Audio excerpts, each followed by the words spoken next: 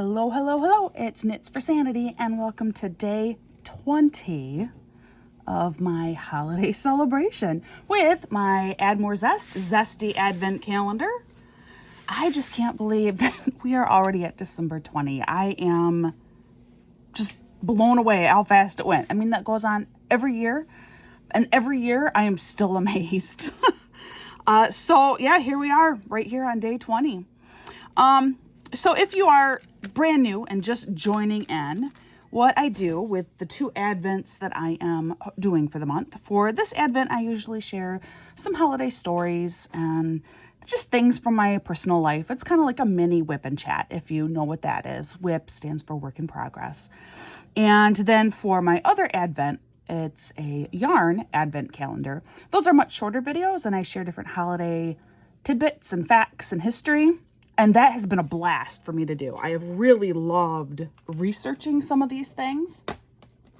So if you've not checked out any of those other videos, even if you're not into yarn and knitting and stuff, I would go check them out.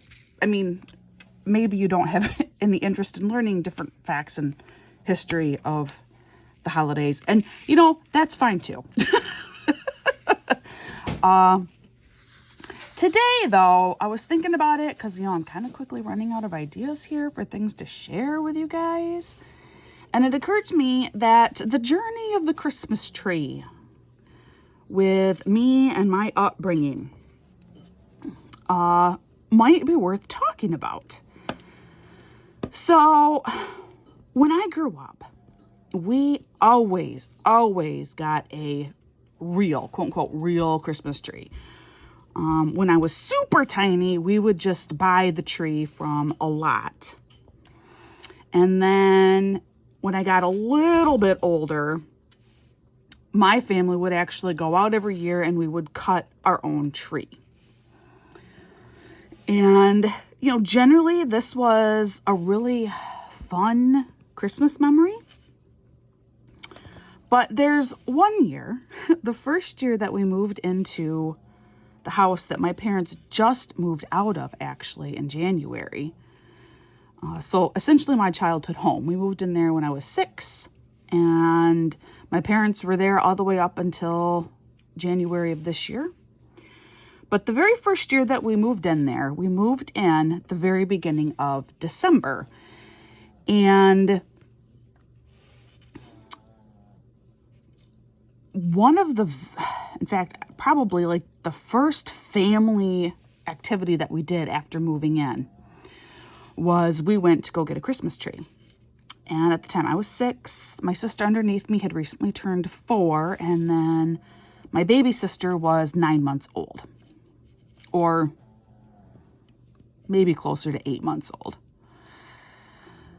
So we went to go get our Christmas tree, and it was kind of nice. And I know it was, I think, probably quite stressful for my parents, just because we had just moved, particularly for my mom, you know, because she was primarily in charge of all the packing and the unpacking. And she also was driving me to and from school every day because my parents very kindly let me continue attending my old school until after Christmas break, which was just, you know, I look back on that now and I feel like that was a really kind and appropriate thing to do, only because there were like 2 more weeks left to the year before winter break would begin.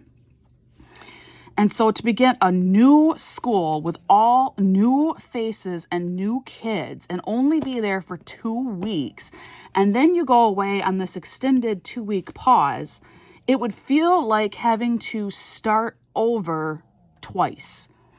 And so it was a really nice thing that my mom did. And she had 2 other kids at home, including a baby.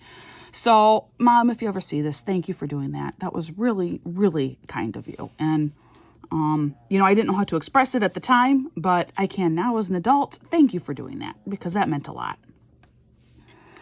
So my mom, I think especially, was super stressed out at that time. And I think getting a Christmas tree was both stressful, but I want to say simultaneously kind of nice, because it was something that was both regular and normal. It's something that the family did. And to be able to put up this Christmas tree in our beautiful brand new house.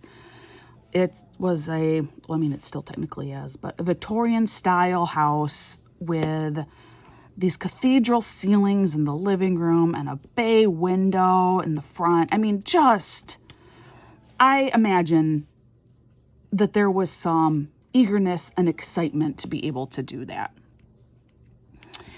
And so we all went out, and I'm trying to remember what happened. See, now if my mom does ever watch this, she'll know exactly. She'll remember. But I think, how did this work? Something about, I think my mom had to run back inside for something. And then she came back out again. And I don't think we'd gotten the tree yet. But regardless, she had, and remember, we had just moved into this house. She had managed to lock the brand new house keys inside of the house. And we were now locked out of the house. And so I know this was very stressful. And I can remember my dad being a bit annoyed. And understandably so. I mean, that's just your initial gut reaction of the, oh, how could you do that kind of thing? But, I think back on it now and it's like, well, good grief. The woman was so busy and so stressed out. And to realize that my mom was a lot younger than what even I am now when this all happened. Show the woman some grace. And I mean, he did. It was just that initial like, oh, we've been through so much this month already. And then we have the keys locked in the house, our brand new house. How are we going to break into our house? So we ended up, and of course, this was a brand new development. And there were very few houses on the street at that time. Ours was one of the first houses that was built in this new development. So there weren't very many people there, and we didn't really know anybody. So my parents went to one of the few other houses where they had met the people, and they had kids about the same ages as us, and requested, hey, would you mind keeping our kids for a little while? Well, at least my sister and me. My baby sister, I think, stayed with my parents. My mom kept her. But yeah, would you mind keeping our older two kids for a while? We realize that we don't really know you or anything, but yeah, could you hold on to our kids while we figure out this situation? That would be really kind. So I do vaguely remember being at this stranger's house and playing in their basement. They had the game Hungry Hungry Hippos, which I thought was pretty cool. And in the end, I think after thinking about it and trying a few different things, one of my parents had the brilliant idea to call the builder. It was, like I said, we'd barely been living there. And so my dad called the builder and said, I'm sure something along the lines of, look, I know this is a long shot and I am so sorry to bother you, but do you happen to have an extra set of keys for our house? Because we locked ours inside. And lo and behold, the builder said, I might. Let me check on the antenna of my car. Way back when cars had, those big antennas. On the antenna of my car, I do have some keys hung there. And your house might be among those keys. So he looks and he says, yeah, what do you know? I'm quite certain this key is for your house. So he did. And somehow, I don't remember if he drove out to us, because I was at the neighbors anyway, so I was not there when we actually got the victorious re-entrance into our home. But somehow, yes, he did. He had this extra set of keys, and we were able to get into our house without having to break anything or do any damage to our brand new home. And eventually, yes, we did get a Christmas tree. We did put it up. Incidentally, though, that first year we did not put it in the bay window. We actually had it set up like in the dining room. We never used it as a dining room, but the living room was at the front of the house, and then behind it was technically the formal dining room. And there was a set of 2 windows back there, and that's where they put the tree. And the tree was back there for a couple years total. And then a couple of years, it was also in the corner, like right by the staircase. When you'd walk down the stairs, the tree would be there. But probably 90% of the years, it was in that bay window. So that is one Christmas tree story for you. Growing up, of course, because we had a pretty large house for our family. I mean, it was a 4-bedroom. Each of us kids, we had our own room, and we did have these just gorgeous cathedral ceilings, these super tall, beautiful ceilings. And there was space, and it was a beautiful home. We always got pretty large, beautiful, fresh cut trees. And that was what was displayed in our house. And I mean, it really was beautiful. Why did I put them in there? I don't know. Anyway, and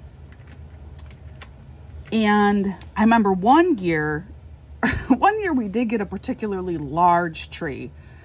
And I feel like we actually had to cut part of it off.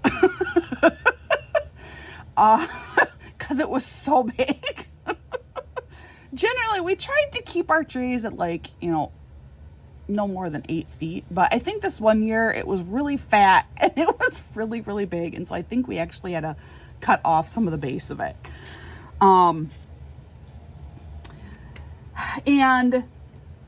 it was a big family thing, putting on the Christmas decorations. And because they were live, fresh trees, quite often we'd get the tree, but we wouldn't be able to put it up that same day. We'd have to have it out in the garage for a day or two to dry out a little bit. I mean, it would be in water. So, I mean, obviously we're not, like, the tree is still getting some nutrients in the water and everything, but the pine needles would still be really wet and everything. So we'd keep it in the garage for a day, for overnight. So we'd usually get our tree Saturday morning, and by Sunday afternoon, we usually could have that tree up and we would decorate. My parents would always do, sorry, I bumped you. Didn't mean to do that. My parents would always do the lights and the garland. And it was a bit of an adventure just because we did get pretty big trees. It required the use of a ladder and some pretty impressive movements of agility. Of course, lights go on first, then the garland, and then finally, Dad would pipe up that Christmas music and all of us kids would come and we could put up our ornaments. We each had our own box of ornaments. Every year we got another ornament from my mom, and of course we had ornaments from other people. So we each had our own box of ornaments, and those were the ornaments that we were allowed to put up. When we were little, it would always be, we try and put ours up as quickly as possible so that then we could put up a couple of our favorites that were Mom and Dad's ornaments. And then it was a battle for getting the best spots on the tree. You always wanted front and center, or you wanted next to the Christmas lights, so your ornament would really sparkle and shine. Kind of funny now thinking about it, fighting for those good spots on the Christmas tree. And of course, the real tree is a lot of fun. Depending on the type of evergreen you get, you can have, just these beautiful open spots where you can put ornaments further inside the tree. And then if you have the Christmas lights surrounding it, the reflection is just gorgeous. I mean, it's just gorgeous. I had one ornament that my mother hated. She hated this ornament. It was a sterling silver Santa Claus. I have no idea where it came from. It was a gift from somebody, probably a relative. And it hadn't been polished in ages. So it was a tarnished silver Santa Claus. And it was on this horrifically gaudy piece of red yarn. I mean, my mom hated that ornament. She hated it. And so when I was really little and I'd put it up and put it in the front of the tree, she would move that ornament, which of course my mother did every night after we went to bed. She would rearrange the ornament slightly. But as I got older, she couldn't do that anymore.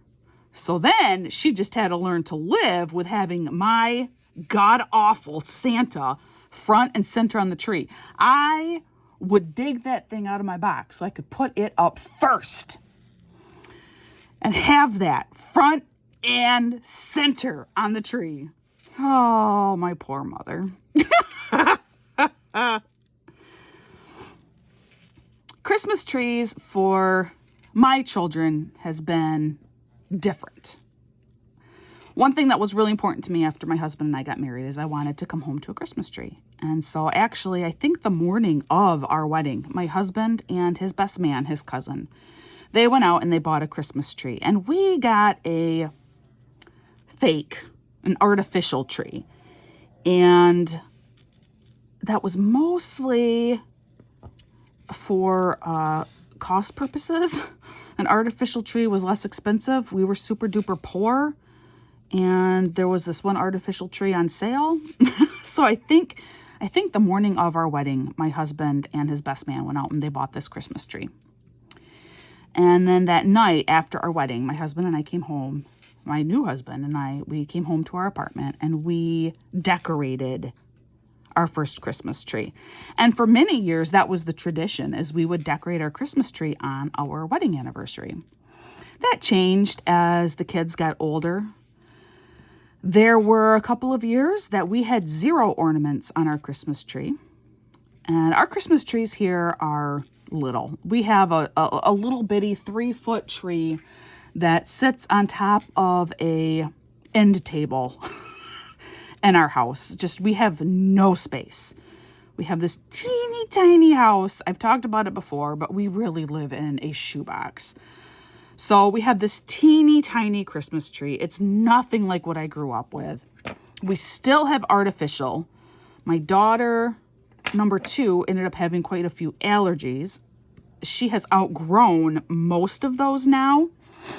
But when she was young, real Christmas trees were a problem. And then my husband later put together that Christmas trees were an allergy for him. So it's always been artificial. They're very little trees. And for a couple of years, like I said, we had no ornaments on it because one year my kids, they're good kids, but moderate to severe ADHD plus other things, that whole impulse control, pretty much non-existent in a couple of them, especially, as preschool age kids. And so one morning I came out and a number of my ornaments from when I was a kid were destroyed. They had taken the ornaments off from the tree and had played with them and broken a number of them. And I was devastated. I lost quite a few ornaments. And I made it clear with the kids, until I know that the ornaments are safe, we're not doing ornaments. And so I think for the next 2 years, keep in mind, I had 3 daughters within 3 years' time. So, and all 3 of them had very similar impulse issues, but particularly my older 2, and particularly daughter number 2. Yes, that sweet Veda who you've all met.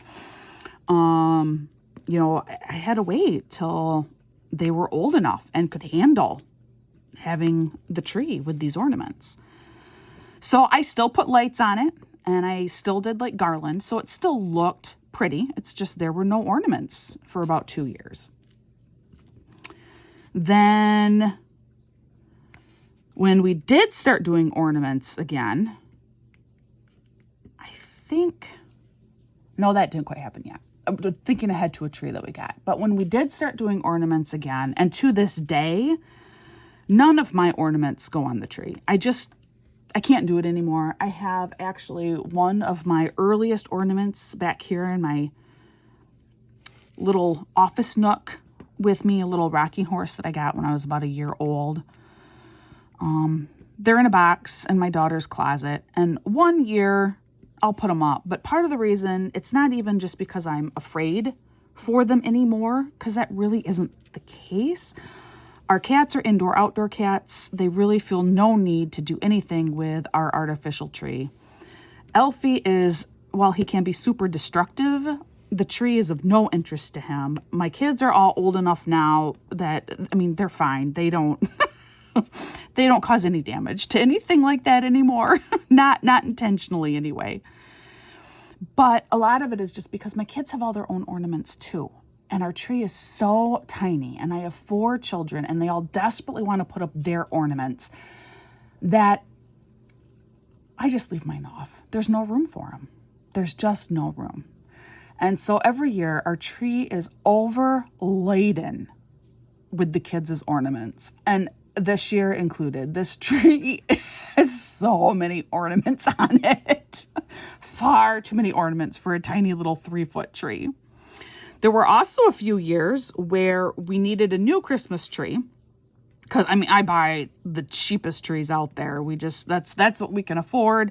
We use them for as long as we possibly can before we have to dispose of them. And so one year we needed a new tree, and I was having trouble finding something that we could afford and was the right size for our house. And then I found this silver tree. So I bought a silver tree. And then I thought, well, we should get some ornaments that go with the silver tree. So then I went and I found blue ornaments, blue and gold and silver ornaments. And so I called it our Hanukkah tree. And so for, I think, 3 years, we had a Hanukkah tree. And the kids actually really enjoyed just putting up those same Hanukkah. They were not obviously Hanukkah, but the colors were. But the same Hanukkah ornaments every year, with just a couple of their new ornaments that they would get that year for Christmas.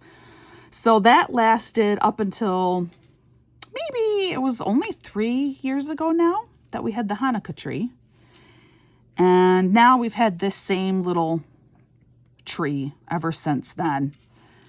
And yeah, it's almost falling over from ornaments. It's poorly lit. It's one strand of broken garland. I'm trying to look at it. Yeah, it's not a beauty, but my kids love it.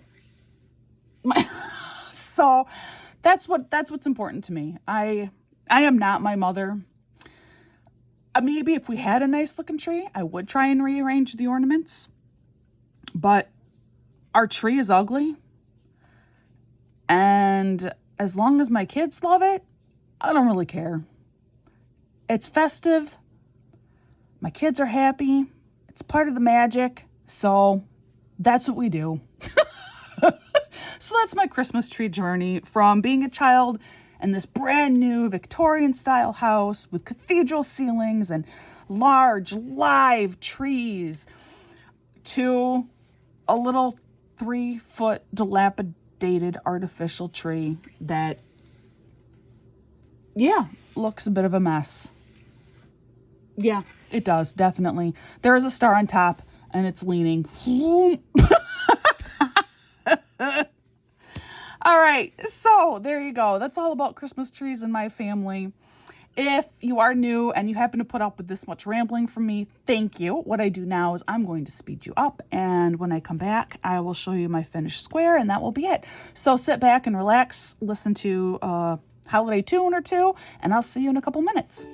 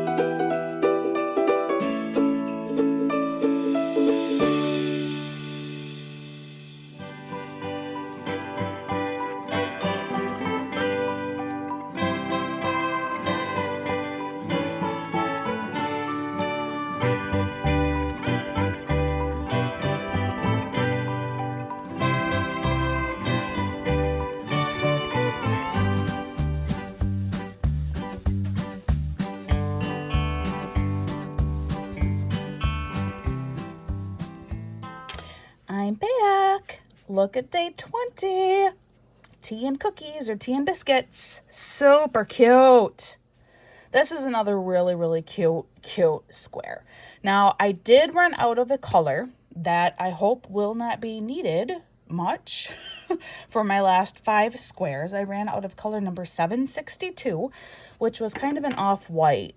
But fortunately, it is so similar to white that I'm just replacing it. And I did have to replace it in here. Several squares were meant to be the 762, and I just made them the 5200. So I did run out of a color already. But like I said, hopefully it won't prove to be a big deal. I do see it, though, being used for sure in day 22. I see some of it through the cover sheet. Hopefully only day 22. I will have to use that color again, and I'll just have to use white. I only have white left. But otherwise, it's really, really cute. Again, I love the detail in such a tiny square, including, you know, here we have the evaporation squiggles with ABs. Super cute. All right, guys, thank you so much for joining me. Please come back tomorrow for day number 21. And like I always say, please practice kindness. You never know what someone is going through, so just be kind. And I hope you're having a wonderful, wonderful day, and I will see you again real soon.